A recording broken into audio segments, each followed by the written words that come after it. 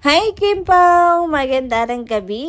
Welcome back po dito sa Gandara SRU channel for Showbiz Update.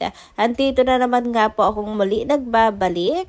Ang nagmamaganda ninyong kachismosang Kim Pao, wala na pong iba, ang Locareta si Gandara SRU upang maghatid sa inyo ng latest update and fresh happenings patungkol kina Kim Chiu and Paolo Avellino.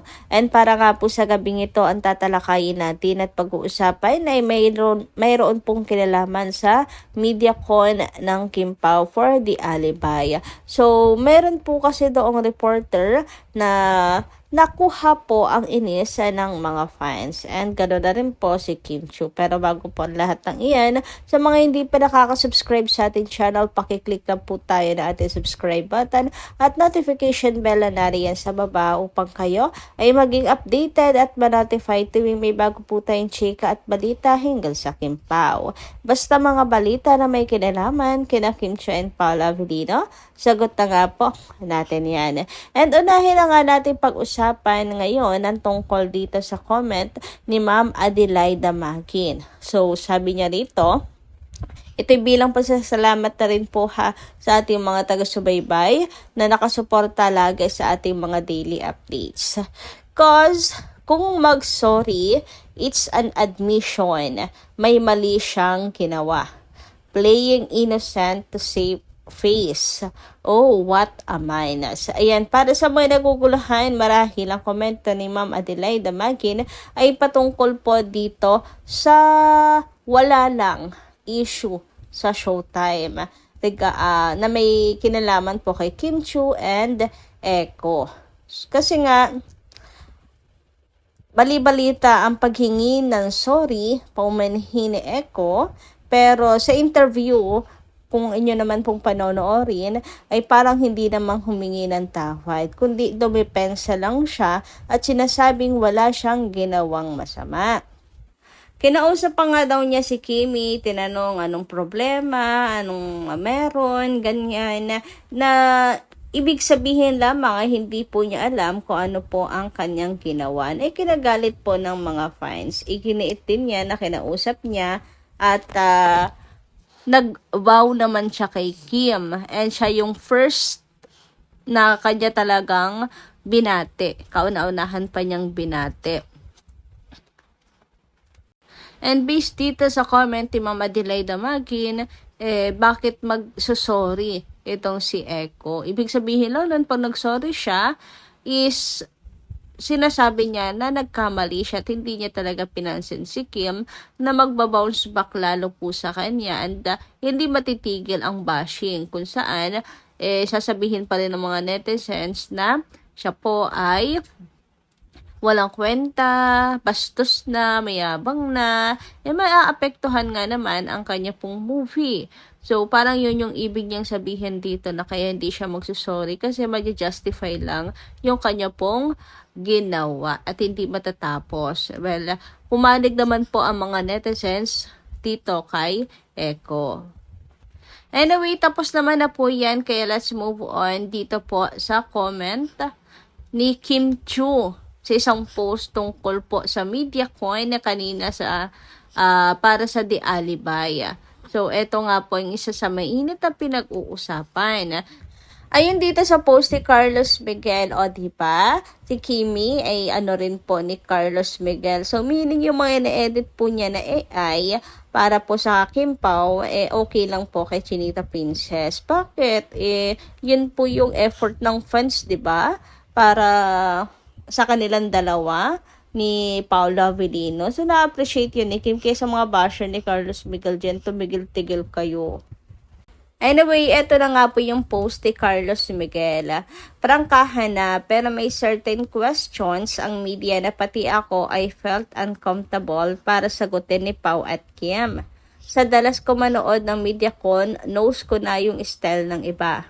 Pero next time, no need to compare Paolo Avellino sa bet mong actor.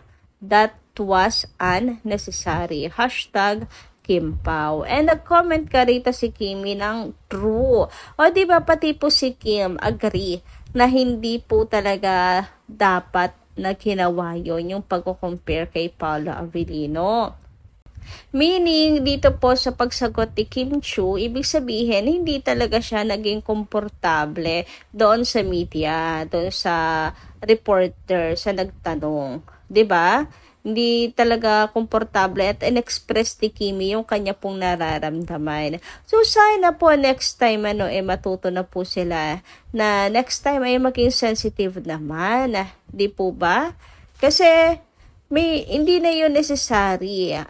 Kasi itong MediaCon ay para po sa Kim Pao, para po sa The Alibay. Dapat tungkol lamang po doon. Pero bakit may comparison na? Bakit parang labas na po sa bakod? Kumbaga wala na sa kategorya yan. So, nag-express lang po si Kim ng kanya pong saloobin. And dapat lang naman, 'di ba? Para malaman din nila na uncomfortable na yung mga artist at hindi po laging kailangan ay buti na lang talaga savage sila sa sagot ni Paolo Avellino, 'di ba? Napakatalino rin kasi talaga ni Paolo Avellino. Anyway, ayun na nga, mainit na pinag-uusapan to ngayon sa social media dahil sa naging sagot ni Chinita Princess. O, 'di ba, pati po si Kim, ayan, uncomfortable. Grabehan naman kasi, 'di ba? Anyway, dumako naman po tayo dito at pagsalamatan ng ilan po sa mga supporters na talagang lagi pong nandyan pagdating sa Kim Pao, nakatutok parate. And pag-usapan na rin ang ilang komento hinggil sa mga previous updates. So first comment ay mula po kay Ma'am Leon Shatalian. Sabi niya rito, ang bait kasi ni Kim, she is being always step upon. Paulo's leaving her ahead because Kim is a member of the Asa family who goes and the same time with the others until the show is over. Paulo is not a member of Asa fam. Kim Pau's relationship, it's destiny that brought Kim Pao together. I believe both of them love each other very much. They are happy together, support each other, understand, and loyal to each other. I heard Paulo once said that of all his relationships, nobody can make him happy as Kim. Paulo's ex can't really move on. She hurts anyone related to Pao. A well-mannered Echo had changed cause of her. Ayan, medyo nagulan ako sa comment ni Ma'am Leon Shatalian. But thank you so much, Ma'am. And maganda rin gabi sa inyo and shout out. Sabi naman dito ni Ma'am Belen Selodio, maganda rin gabi. Siyempre, mabait si Kim dahil ayaw niya ng gulo, kaya nagpatawad lang siya. Wala namang respeto iyan. Yabang kasi Echo na yan. Sana nga walang manood ng movie na yan. So, malaman po natin, may mga supporters din naman po ito. May mga supporters din naman po siya. And syempre, si Anne. So, malaman po natin. Pero maraming Kim Pao fans ang opt na po sa kanya at hindi daw po susuportahan ang movie ni Echo. But anyway, ayun nga tungkol kay Chinita Princess, kung kinausap man niya, alangan naman pong si Kim po ay magwala and all. So, syempre, okay lang po yun kay Kim. Ano bang inaasahan niya, 'di ba?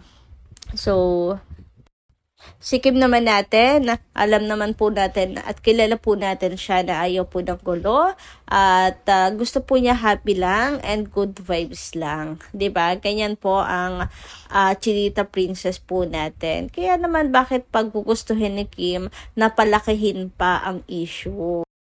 Gayon pa man, yung iba naman po ay naghahanap ng opinion ni Kim, yung mismong si Kim naman ang magsalita. But I don't think na darating pa po sa ganung punto si Kim Chu na lilinawin yung mga ganung bagay. At nakakahiya naman kung sakasakali na siya po ang maglilinis ng kalat, si Kim ang sasalunahang lahat and all.